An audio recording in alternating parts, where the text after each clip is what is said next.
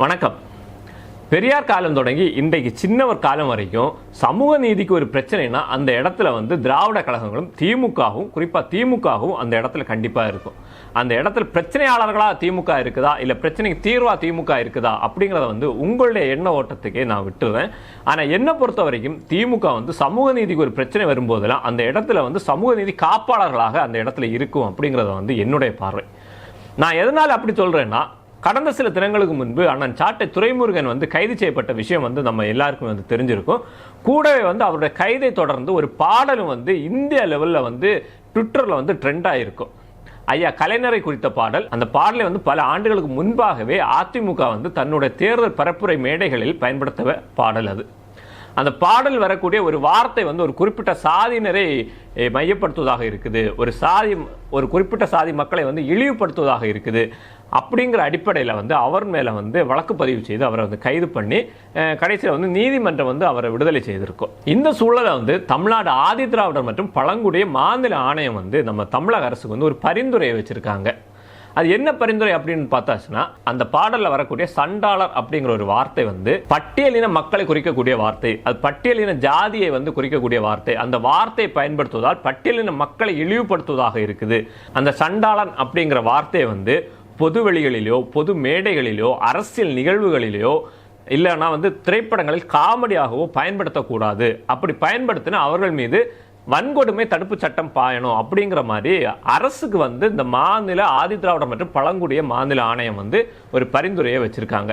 இந்த பரிந்துரையை தமிழக அரசு வாங்கி அதுக்கு நடவடிக்கை எடுக்க போகுதா, இல்லை வேங்க வயலில் குடிநீர் தொட்டியில் மனித மலம் கலக்கப்பட்டு அந்த விஷயத்தை அரசு எப்படி மெத்தனமாக கையாளுதோ அதே மாதிரி இந்த விஷயத்தை கையாள போகுதா அப்படிங்கிறது ஒரு கேள்வி நமக்குள்ள இருக்கு. வேங்கவேல் பிரச்சனை நடந்தப்போ கூட இந்த மாதிரி எந்த ஆணையமும் இதே மாதிரி ஒரு பரிந்துரையை அரசு கொடுக்கல. இப்படி ஒரு குறிப்பிட்ட சாதியை சார்ந்த மக்கள் இழிவுபடுத்தப்பட்டிருக்காங்க, ஒரு குறிப்பிட்ட சாதியை சார்ந்த மக்கள் இவ்வளவு பெரிய அநீதி இழைச்சிருக்காங்க, அவர்கள் மீது நடவடிக்கை எடுக்கணும், இனிமே இப்படி ஒரு சம்பவம் நடக்காம அரசு பாதுகாக்கணும் அப்படின்னு சொல்லி அரசுக்கு எந்த ஒரு ஆணையம் பரிந்துரை கொடுக்கல. எத்தனையோ பேர் கலப்பு திருமணம் செய்து அவர்களை ஆணவ படுகொலை செய்யறத நம்ம தமிழ்நாட்டில் நம்ம பார்த்துட்டு இருக்கோம். அதுக்கு கூட எந்த ஒரு ஆணையமும் இதற்கு கலப்பு திருமணங்களை அரசு ஆதரிக்க வேண்டும், கலப்பு திருமணங்கள் செய்வர்களுக்கு அரசு பாதுகாப்பு அளிக்க வேண்டும், அந்த ஆணவ கொலைகளில் ஈடுபடுபவர்கள் மீது வன்கொடுமை தடுப்பு சட்டம் பாய வேண்டும், அவர்கள் மீது கடுமையான நடவடிக்கை எடுக்கப்பட வேண்டும் அப்படிங்கிற எந்த ஒரு கோரிக்கையை எந்த ஒரு ஆணையமும் இதுவரைக்கும் அரசுக்கு வைக்கல. கடந்த சில மாதங்களுக்கு முன்பு திமுகவை சார்ந்த ஒரு அமைச்சரை பொது மேடையில் ஒரு ஜாதி பேரை சொல்லி பேசியிருப்பார்.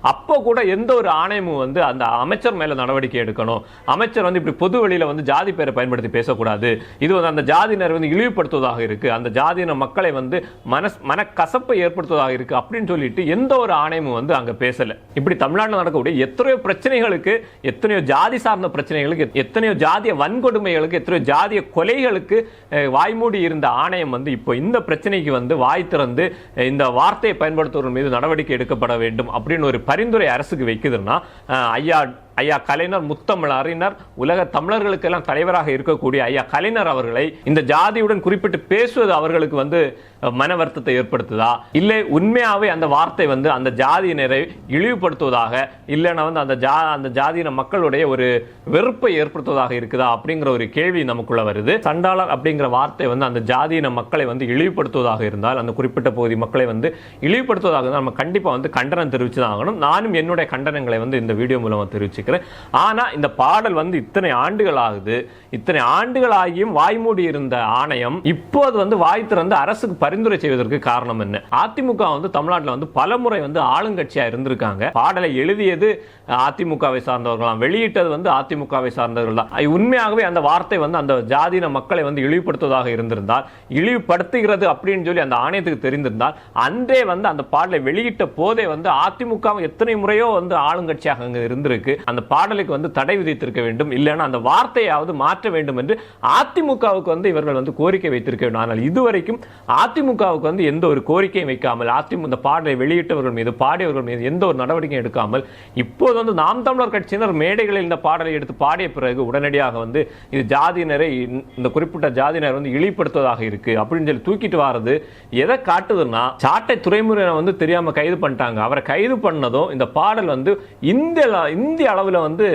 மிகப்பெரிய அளவில் வந்து ட்ரெண்ட் ஆச்சு. அந்த கைதுக்கு முன்னாடி கூட அவர் மேடையில் பாடிட்டு இறங்கி போயிட்டார். அதோட அந்த பாட்டும் அப்படியே மூடி மறைக்கப்பட்டது. ஆனால் அவரை வந்து இந்த பாடலை பாடினார் அப்படிங்கிற விஷயத்துக்காக கைது பண்ணி பட்டி தொட்டி எங்க இந்த பாடல் பாடுற அளவுக்கு வந்து திமுக அரசு தான் கொண்டு வந்து நிறுத்தி இருக்கு. ஆனா இப்ப திமுக அரசு வந்து அதை எப்படி மடைமாற்றம் செய்யுதுன்னா, சாட்டை துரைமுருகன் மீது போடப்பட்ட வழக்குக்கும் திமுக அரசுக்கும் எந்த சம்பந்தமும் இல்லை. இந்த குறிப்பிட்ட ஜாதியை சார்ந்தவர்களும் இந்த தமிழ்நாடு ஆதிதிராவிடர் மற்றும் பழங்குடியின ஆணையமும் தான் வந்து சாட்டை துரைமுருகன் மீது போடப்பட்ட வழக்குக்கு காரணம். நம்ம தமிழ்நாடு அரசுக்கும் ஐயா மு.க. ஸ்டாலின், நமது முதலமைச்சர் ஐயா மு.க. ஸ்டாலின் அவர்களுக்கும் இந்த வழக்கு போட்டதுக்கும் எந்த ஒரு சம்பந்தமும் இல்லை. ஸோ இனியாவது வந்து அந்த பாட்டை ட்ரெண்ட் பண்றதை எப்படியாச்சும் நிறுத்தி இருங்க அப்படின்னு சொல்லி கேட்கிற மாதிரி தான் நமக்கு இருக்கு. எப்படி ஆனாலும் இந்த ஆணையம் வந்து அரசுக்கு வந்து ஒரு பரிந்துரையை வச்சிருக்காங்க. இந்த வார்த்தையை வந்து இனிமே வந்து பொது இடங்களிலோ பொது மேடைகளிலோ பயன்படுத்தக்கூடாது அப்படிங்கிற ஒரு பரிந்துரை வச்சிருக்காங்க. அந்த பரிந்துரை யூடியூப்ல இருந்தாவது அந்த பாடலை வந்து தமிழக அரசு நீக்கம் செய்வதற்கு நடவடிக்கை எடுக்குதா அப்படின்னு சொல்லி நம்ம பொறுத்திருந்து பார்ப்போம். மீண்டும் இன்னொரு வீடியோவில் சந்திக்கலாம். நன்றி.